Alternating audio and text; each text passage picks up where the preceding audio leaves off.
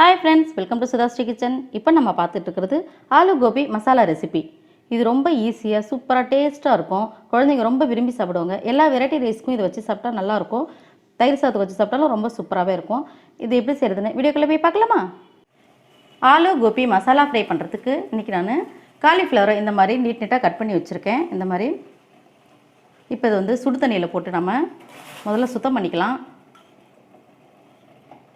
இது கொதிக்கிற தண்ணியில் போட்டதுனால ஆஃப் பண்ணிவிடுவோம். இது ஒரு 2 நிமிஷம் கழித்து நம்ம நல்லா அலசிட்டு பச்சை தண்ணி ஊற்றி மறுபடியும் அலசி எடுத்துகிட்டு வந்துடுவோம். இப்போ ஒரு வானிலையில் ஒரு 2 ஸ்பூன் ஆயில் விட்டுருக்கேன். சீரகம் 1/2 டீஸ்பூன், சீரகம் புரிஞ்சதும் பச்சை மிளகாய்,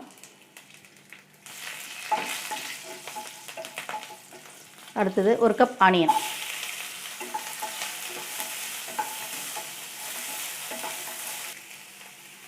வெங்காயம் வதங்கணுன்னா 1 டீஸ்பூன் இஞ்சி பூண்டு பேஸ்ட்டு,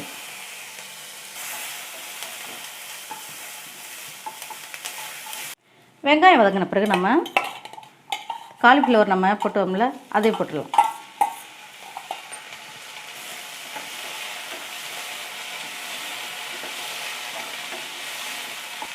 இது 2 நிமிஷம் வதங்கட்டும். குழந்தைங்களுக்கு ஸ்கூலுக்கு இது நம்ம கொடுத்துட்டா ரொம்ப நல்லாயிருக்கும். லெமன் ரைஸ்க்கு, கர்ட் ரைஸ்க்கு இதெல்லாம் வச்சு சாப்பிட்டா ரொம்ப சூப்பராக இருக்கும் டேஸ்ட். இது இப்போ காலிஃப்ளவர் வதங்கிட்டு இருக்கும்போதே நம்ம உருளைக்கிழங்கு அதையும் சேர்த்துக்கலாம்.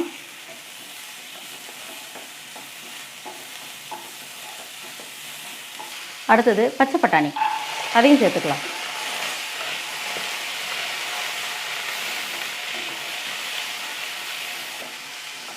இதை நம்ம லோ ஃப்ளேம்லேயே வச்சு கொஞ்ச நேரம் இப்படி வதக்கி விட்டுட்டு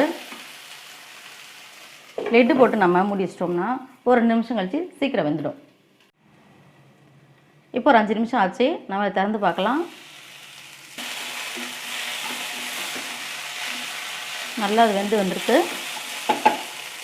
இப்போது ஒரு 1/2 ஸ்பூன் மஞ்சத்தூள், மிளகாய் பொடி ஒரு 1/2 ஸ்பூன் போட்டுக்கலாம். நம்ம வீட்டில் சாதாரணமாக இருக்க மிளகாய் பொடியும் போட்டுக்கலாம். இப்போ இந்த மாதிரி காஷ்மீர் மிளகாய் பொடி போட்டால் இன்னும் கலர்ஃபுல்லாக இருக்கும். அது அடுத்தது 1 டீஸ்பூன் சாட் மசாலா. இப்போ இதுக்கு தேவையான அளவுக்கு உப்பு எல்லாம் சேர்த்து நல்லா கலந்து விட்டுருவோம். வெந்துருச்சா நல்லா செக் பண்ணிக்கலாம்.